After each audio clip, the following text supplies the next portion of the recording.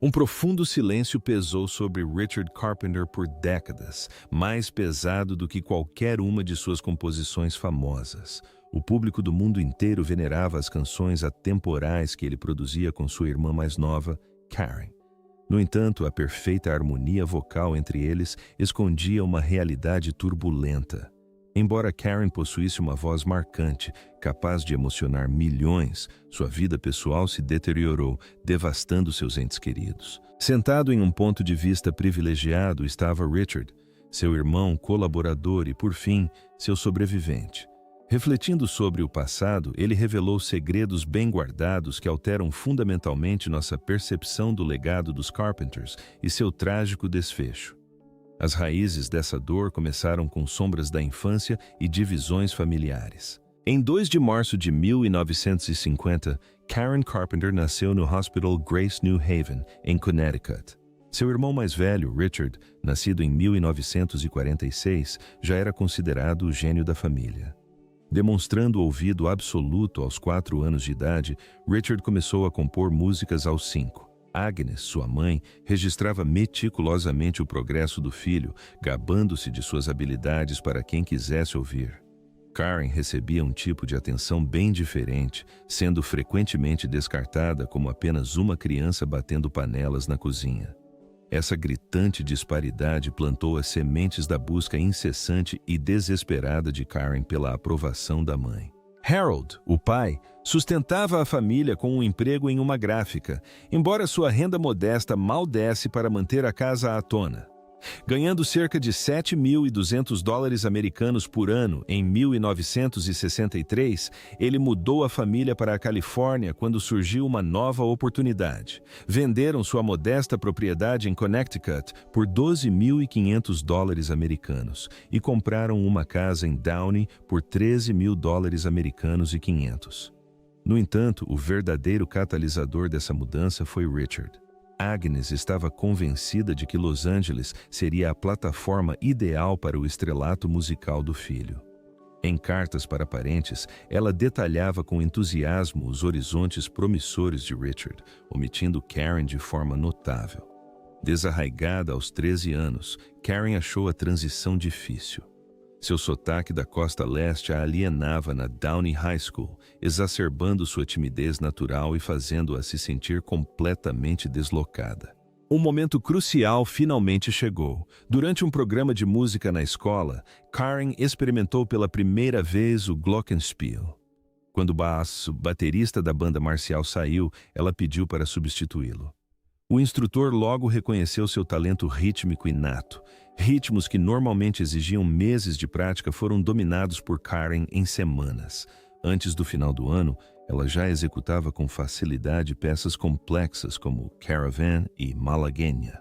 Mesmo com essa habilidade inegável, Agnes permaneceu indiferente. Richard ganhou um piano Baldwin de $750 e aulas particulares, enquanto Karen aprimorava seu talento em uma bateria emprestada, sem nenhum apoio financeiro. Uma anotação devastadora em seu diário do ensino médio capturou essa dinâmica. Mamãe acha que Richard é Mozart e eu sou só barulho. Por outro lado, Richard considerava o ritmo dela fenomenal e logo descobriu que seu talento vocal era ainda mais impressionante. A ascensão dos Carpenters havia começado. Em 1965, Richard, com 19 anos, já compunha arranjos de jazz, enquanto Karen, com 15, chamava a atenção na bateria. Juntando-se ao baixista Wes Jacobs, eles lançaram o Richard Carpenter Trio, conquistando o primeiro lugar na Batalha das Bandas do Hollywood Bowl de 1966, com a composição original de Richard, Iced Tea. Isso lhes garantiu tempo de estúdio na RCA, mas seu estilo jazzístico não conseguiu se firmar na era do rock, levando à dissolução do trio. Tudo mudou quando Karen cantou com naturalidade I'll Be Seeing You. Richard ficou impressionado com a magnificência da voz dela, apesar de Karen se considerar principalmente uma percussionista cantora. Em 1967, eles fundaram o Spectrum, focando em harmonias vocais, embora os executivos as rejeitassem por serem excessivamente suaves. Sem se abalar, Richard adaptou seus arranjos para destacar o contralto único de Karen. O sucesso veio em 1969, quando uma demo em câmera lenta de Ticket to Ride chegou às mãos de Herb Alpert, executivo da A&M Records. Encantado, ele os contratou em 22 de abril. Como Karen tinha 19 anos, seus pais assinaram os documentos em conjunto. O álbum de estreia da banda, Offering, posteriormente renomeado para Ticket to Ride, não foi um grande sucesso comercial, mas exibiu brilhantemente o talento de Karen para o canto, a bateria e o baixo. O mundo estava apenas começando a conhecer a voz que caracterizaria uma era. Com o estrelato global, veio a pressão esmagadora da perfeição. Seu ponto de virada monumental ocorreu em 25 de julho de 1970, com They Long to Be Close to You. Em poucas semanas, a música disparou para o primeiro lugar na Billboard Hot 100, dominando por 4 semanas consecutivas. Os irmãos se transformaram instantaneamente em ícones internacionais. Seu álbum seguinte, Close to You, alcançou o segundo lugar nos Estados Unidos e o primeiro no Canadá. Com apenas 20 anos, Karen possuía uma das vozes mais reconhecíveis da América. Meses depois, eles lançaram We've Only Just Begun, originalmente composta por Paul Williams e Roger Nichols para um comercial de banco. Reconhecendo seu brilho, Richard convenceu Williams a expandi-la. Lançada em agosto de 1970, a música alcançou o segundo lugar na Hot 100 e dominou as paradas de música adulta contemporânea por 7 semanas. A canção se tornou um hino social, sendo adotada por casais em casamentos. Em apenas um ano, os irmãos conquistaram o que muitos almejam a vida inteira: sucessos no topo das paradas, arenas lotadas e prêmios Grammy, incluindo o de melhor artista revelação em 1971. No entanto, as fissuras começavam a surgir. A introvertida Karen encontrava conforto atrás de sua bateria Ludwig. Escondida pelos pratos, ela se sentia segura, mas o público dos shows exigia uma visão clara da vocalista. Os críticos apontavam a falta de um elemento visual central, o que levou a gerência a forçar Karen a sair da bateria. Em 1972, sua participação na bateria foi restrita a breves momentos, obrigando-a a ficar vulnerável diante de um microfone. Ela confessou em entrevistas: "Me considero uma baterista que canta, mas essa persona estava sendo ativamente desconstruída." A fama também exacerbou os atritos domésticos. Mesmo que os vocais de Karen fossem o motor do seu triunfo, Agnes manteve seu favoritismo por Richard. Ela defendia com veemência seus arranjos brilhantes, enquanto marginalizava as contribuições da filha. Para piorar a situação, Richard era extremamente perfeccionista. Ele ditava as seleções musicais, criava os arranjos vocais e impunha uma agenda exaustiva. Só em 1973, eles fizeram 174 shows ao vivo, gravaram um álbum e participaram de transmissões de televisão. Completamente esgotada, Karen sentia-se desprovida de autonomia, relegada a uma figura decorativa com voz agradável em vez de uma artista completa. À medida que sua doença piorava, suas aspirações solo ganharam vida por um breve período. Em meados da década de 1970, a saúde debilitada de Karen não podia mais ser ignorada em suas apresentações ao vivo. O público em seus shows expressava surpresa ao vê-la tão magra. Em 1975, a dupla cancelou abruptamente uma extensa turnê europeia. Embora essa explicação oficial fosse fadiga, os membros mais próximos sabiam que ela não tinha forças físicas para se apresentar. Pesando apenas 41 quilos, manter-se em pé durante um show era uma luta. Os tabloides especulavam sobre um possível câncer, já que a anorexia nervosa era amplamente desconhecida, envolta em ignorância e estigma. Apesar de seu declínio físico, os elogios ao seu talento persistiram. Durante a votação musical da Playboy em 1975, Karen foi inesperadamente coroada a 10ª melhor baterista do mundo, ficando à frente de John Bonham, do Led Zeppelin. Indignado, Bonham teria ridicularizado o resultado. Mesmo assim, representou um triunfo monumental para as mulheres na música. Uma mulher sistematicamente afastada da bateria ainda era celebrada em um meio dominado por homens. Karen brincou humildemente. Espero que ele não esteja muito chateado. Eu adoro Led Zeppelin. Internamente, a homenagem serviu como uma lembrança amarga de sua liberdade perdida de tocar seu instrumento favorito. Longe dos holofotes, a dinâmica familiar tóxica aprofundava sua dor. Quando buscou ajuda profissional no início da década de 1980, o terapeuta Steven Levenkron pediu que seus pais participassem de uma sessão. Richard conseguiu expressar seu amor pela irmã. No entanto, quando chegou o momento de Agnes oferecer a validação que Karen tanto buscava, ela permaneceu em silêncio, mesmo com a filha visivelmente à beira da morte. Richard confessou mais tarde que essa falha o atormentava. Cercada por batalhas pessoais, Karen desejava profundamente ter autonomia. Quando Richard entrou em reabilitação em 1979 por dependência de Quaalude, Karen aproveitou a pausa para criar um disco solo. Mudando-se para Nova York, ela colaborou com Phil Ramone, conhecido por produzir Paul Simon e Billy Joel. As sessões foram eletrizantes. Karen explorou baladas disco e melodias com influências de jazz, apresentando letras sensuais que destacavam uma faceta madura de sua arte.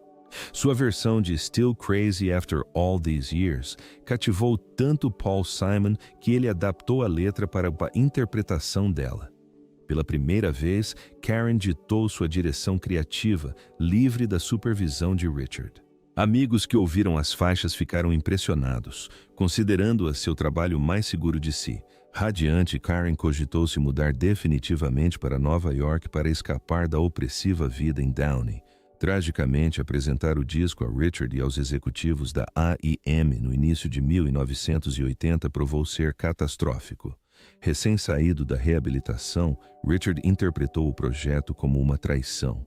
Herb Alpert o considerou impróprio para lançamento. Apesar das críticas elogiosas da indústria, a gravadora engavetou o álbum. Karen foi penalizada com uma conta de $400 mil americanos referente às despesas de produção, descontadas dos futuros ganhos dos Carpenters. Um casamento enganoso acelerou sua espiral descendente. Justo quando seus sonhos de carreira solo desmoronaram, Karen acreditou ter encontrado a felicidade amorosa. Em junho de 1980, ela conheceu Thomas James Burris, um incorporador imobiliário 9 anos mais velho. Carismático e elegante, ele parecia oferecer a estabilidade que ela buscava. O noivado foi anunciado em 2 meses, chocando seus amigos mais próximos. Tendo fantasiado perpetuamente sobre casamento e filhos, Karen se convenceu de que Burris lhe proporcionaria a felicidade doméstica que tanto almejava, longe dos holofotes. Um casamento luxuoso foi marcado para 30 e 1 de agosto de 1980, no Beverly Hills Hotel. À primeira vista, parecia um conto de fadas. No entanto, dias antes da cerimônia, Karen descobriu uma verdade devastadora. Burris havia feito uma vasectomia e não tinha intenção de revertê-la. Para uma mulher desesperada para ter filhos, isso era catastrófico. Ela procurou a mãe em busca de apoio, mas a Agnes não ofereceu nenhum. Como os convites já haviam sido enviados e a reputação da família estava em jogo, Agnes teria dito: "Você fez a sua cama, deite-se nela." Sem nenhum apoio familiar, uma Karen de coração partido caminhou até o altar. A união desmoronou rapidamente. Burris não tinha segurança financeira. Na verdade, estava sufocado por dívidas. Ele começou a extorquir quantias exorbitantes de dinheiro de Karen. $35 mil americanos aqui, $50 mil americanos ali, esgotando a riqueza que ela havia acumulado ao longo de anos de carreira musical. Em jantares, ela frequentemente usava óculos escuros para esconder as lágrimas. Amigos se lembravam dela chorando abertamente, aterrorizada com a ideia de voltar para casa. Burris a ridicularizava cruelmente por sua fragilidade física, chamando-a de saco de ossos e afirmando que ela era incapaz de ser amada. Esse abuso agravou severamente sua doença. Em 1981, a saúde de Karen estava em franca decadência. Ela ingeria mais de 90 laxantes por dia, combinados com medicação para a tireoide obtida sob nome falso para acelerar artificialmente seu metabolismo. Seu peso despencou para alarmantes 35 quilos. Admitindo ao irmão que precisava de ajuda, ela finalmente buscou tratamento com o psicoterapeuta Steven Levenkron, em Nova York. Lá, ela tentou combater seu transtorno alimentar diretamente, com Levenkron chegando a confiscar seus medicamentos de uso indevido. A recuperação foi extremamente lenta. A imensa pressão para se recuperar rapidamente e retomar as apresentações pesava muito sobre ela. Ela buscava desesperadamente uma cura imediata, mas não havia nenhuma. Em setembro de 1982, Karen foi internada no Hospital Lenox Hill. Os médicos administraram nutrição intravenosa, fazendo com que ela ganhasse 13,6 quilos, 30 libras, em várias semanas. No entanto, esse ganho de peso repentino impôs um estresse letal ao seu coração debilitado. Nas últimas semanas de sua vida, Karen parecia estar se recuperando. Em 17 de dezembro de 1982, ela cantou canções de Natal para seus afilhados e colegas da escola Buckley, em Sherman Oaks. Essa seria sua última apresentação. Em 11 de janeiro de 1983, ela compareceu à celebração do 25º aniversário do Grammy Awards. Amigas como Dionne Warwick observaram que, apesar de sua fragilidade, Karen irradiava uma vitalidade incomum. Rindo e sorrindo, ela até brincou: "Olhem para mim, eu tenho um traseiro." Isso ofereceu um vislumbre de esperança. Em 1º de fevereiro, ela visitou Richard, discutindo animadamente os planos futuros dos Carpenters e possíveis turnês. Tragicamente, esse delicado equilíbrio se desfez 3 dias depois. Na manhã de 4 de fevereiro de 1983, enquanto se preparava para assinar os papéis do divórcio na casa de seus pais em Downey, Karen desmaiou dentro de um closet. Os paramédicos constataram que seu coração batia apenas 6 vezes por minuto. Levada às pressas para o hospital comunitário de Downey, ela foi declarada morta às 9 horas e 51 minutos. Ela tinha apenas 32 anos. Realizado em 8 de fevereiro na Igreja Metodista Unida de Downey, seu funeral atraiu quase 1.000 pessoas, incluindo Olivia Newton-John, Petula Clark e Dionne Warwick. Seu ex-marido, Thomas Burris, jogou sua aliança de casamento em seu caixão. Karen foi enterrada no cemitério Memorial Forest Lawn, em Cypress, Califórnia, e posteriormente transferida para o cemitério ao lado de seus pais, em Westlake Village. A autópsia confirmou a triste realidade. Ela morreu de insuficiência cardíaca induzida por cardiotoxicidade por emetina, resultante de anos de anorexia e abuso de xarope de ipecacuanha. Para Richard, a perda foi absolutamente devastadora. Ele a apoiou fielmente desde o primeiro ensaio até a última conversa. Em entrevistas posteriores, confessou ter reconhecido os sinais de alerta, mas se sentir completamente impotente para impedi-los. Relembrou com dor a sessão de terapia em que expressou seu amor, em contraste com o silêncio da mãe. Também recordou como Karen o incentivava a vencer o vício, mesmo negando veementemente seus próprios hábitos letais. Viver sem ela, expressou, era como perder um pedaço da própria alma. Mesmo assim, Richard dedicou sua vida a preservar o legado dela. Remasterizou as gravações, lançou coletâneas e, finalmente, autorizou o lançamento do álbum solo de Karen em 1996. O projeto, que ela carinhosamente chamava de "O Disco Deles com Phil Ramone", tornou-se uma janela agridoce para o que poderia ter sido. Até hoje, sua voz permanece como uma das mais queridas da história da música, calorosa, comovente e inesquecível. No entanto, para Richard, cada melodia carrega tanto orgulho quanto agonia. Escondida sob as harmonias, havia uma irmã que ele não conseguiu salvar, e o fardo silencioso que carregou por décadas era fruto de uma dor profunda demais para ser expressa em palavras. A música dos Carpenters continua a tocar milhões de pessoas, mas a história real de Karen é muito mais dolorosa do que o público jamais imaginou. Richard finalmente revelou a verdade. não apenas sobre sua voz magnífica, mas também sobre seu profundo sofrimento. Qual música dos Carpenters mais te toca? Compartilhe nos comentários abaixo e não se esqueça de se inscrever para mais histórias curiosas e pouco conhecidas da música.